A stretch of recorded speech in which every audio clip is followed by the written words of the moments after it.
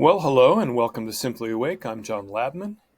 It's Friday, January, see me looking, 24th, and it's about 2:15 in the afternoon here in eastern Pennsylvania. I like to locate in time and space because the three-dimensional part of us lives there. And I want to talk to you a little bit today about love and kindness. And I'm in the middle of a change in the United States government, and there's a lot of fierce attack going back and forth between one side and the other. And we see this all the time here, exaggerated by news media and the use of inflammatory language on all sides. In the middle of all this, you're likely to get angry too. Maybe your temper gets inflamed, maybe you get enraged, maybe you start listing all the reasons why Republicans shouldn't have voted for the current president. Maybe you are a Republican and listing why all the Democrats shouldn't have voted for the last president.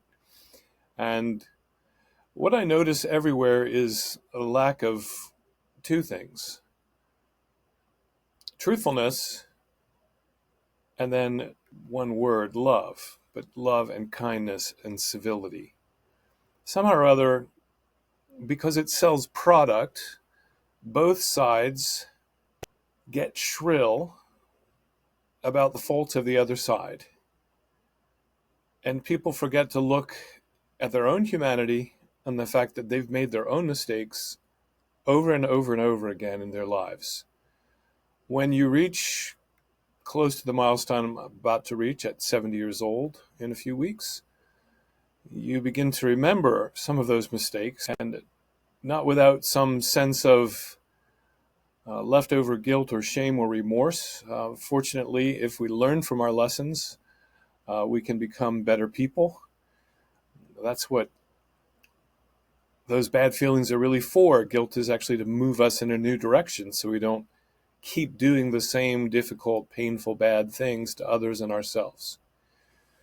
Okay, but maybe you're a young person and you think, well, all these people on the other side of the political fence are horrible and they're awful and they have no love in their hearts, and you're in the meantime throwing anger and hatred at them and forgetting that you're supposed to have love and kindness in your own heart as well. When we talk about political discourse, it's very difficult to understand what the truth really is, although all of us live only in a sense of relative truth, since anything that can be spoken is already a moment removed from the reality of the senses. And thought is a construct that takes us away from the objective sense-based reality anyway.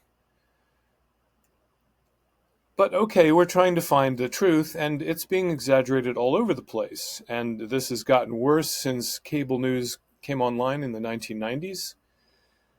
And people's discourse and lack of civility has gotten worse. And, I rarely talk about these things because what do they have to do with spiritual life? Well, they have to do with life. And the fact is, everybody listening and everybody fighting has a left brain that always wants to be correct and wants to be right, wants to be righteous. I would even say wants to be self-righteous. Ooh, look at me, I'm so good. I'm jumping on the latest bandwagon of the oppressed. That makes me a good person, right? In the meantime, you're attacking someone else and thinking that you're a good person. So we want to be careful as human beings, particularly human beings on a spiritual path, that we don't take the media too seriously and their use of words and their choice of descriptors too seriously, because they're ginning up the fireworks, folks. They want fireworks because fireworks make people angry and scared, and making people scared makes them vulnerable to buy things. Fear is a manipulation for consumerism. So you want to be careful that you're not getting played. And your left brain loves to jump in and either be the victim or the rescuer of victims. And it doesn't realize sometimes that in being the victim or the rescuer of victims, it's also becoming a perpetrator. You're perpetrating anger and willfulness and nastiness and hatred towards somebody that you're accusing of doing something wrong.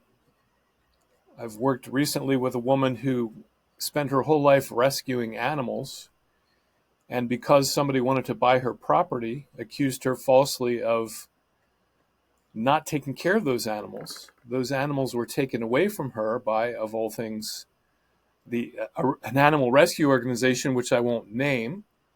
And some of those animals, one of them was killed almost immediately, put down, because they didn't know how to take care of that animal.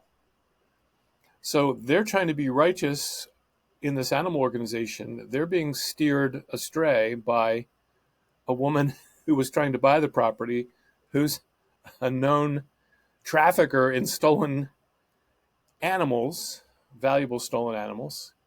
And the woman that I worked with, my client, was absolutely destroyed in the newspapers for something that I see no evidence she ever did.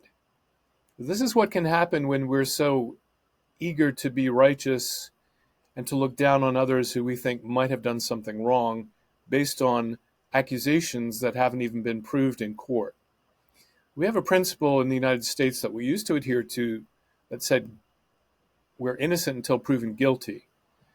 But the self-righteousness of this age seems to make everybody want to call everybody else guilty before there's any evidence presented in a court of law. And we want to jump all over the mistakes of other people without looking at our own mistakes. And that to me is self-righteousness and hypocrisy. And that's all left brain stuff, folks. That's all your ego-based, language chattering mind-based stuff. What happened to compassion, kindness, love, truthfulness, the care about what's true, holding people innocent until proven guilty? Well, that's all in the right brain, folks. Your right brain is attached to the divine directly. Read Jill Bolte Taylor's book, Whole Brain Living, and her book, Stroke of Insight, if you want some scientific proof of that. All the attributes that we aspire to spiritually live in our right brains. They're part of the fabric of that right brain awareness that we have.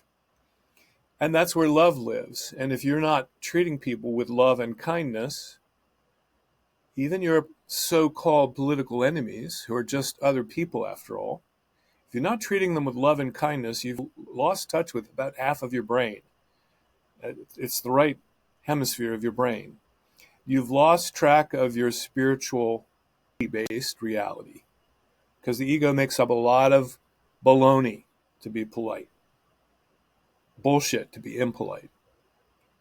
And what you want to do if you are aspiring to be spiritually awake is dig out of the trash that your left brain is generating, including self-righteousness, hypocrisy, false accusations at others, anger and hatred, and move back into your right brain, where evidence that you're living in the right brain is love, bliss, freedom, peace, and truth. So say the Hindus in their 9,000-year-old tradition. So say the Christians in their 2,000-year-old tradition that love is the highest virtue. Well, I hear a lot of people claiming to be religious and spiritual, hurling invectives at other people, insulting them, hating on them, being angry with them. And to me, in my experience, that's all based on pride and egotism and false self-righteousness.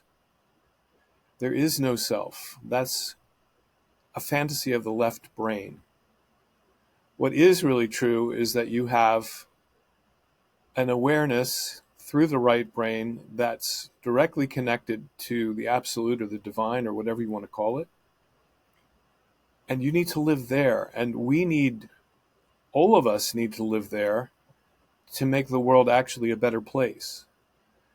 Love and kindness and civility to other people at this time in history way more important than hostility, hatred, and anger. Yes, we want justice done to people who've actually perpetrated crimes. We don't want them to continue to perpetrate crimes. But falsely accusing people and hating on them before their guilt is proven is not loving, kind, or truthful, not based on evidence. It's based on accusation. Lots of people benefit from accusation. But if you're trying to live a spiritual life and wanting to be a moral person and wanting to be in any of the major religions, you'd better stop and take a look at that anger and hatred towards others and move yourself back into contact with the divine through your right brain hemisphere. And remember that love is the highest teaching of all the spiritual traditions. Don't know why I got on that soapbox today, folks, but just felt I needed to say something about it. I guess I've been reading a lot of news this week, and everybody seems really unhappy and really angry, and it's time to remember that love for your enemies, at least understanding and compassion for them as human beings, is what was taught by all the masters, including Jesus and the Buddha. So that's me signing off here from Eastern Pennsylvania. Have a self-reflective and illuminating weekend. Love and kindness to you all from here. I'm John Lodman, signing out for today.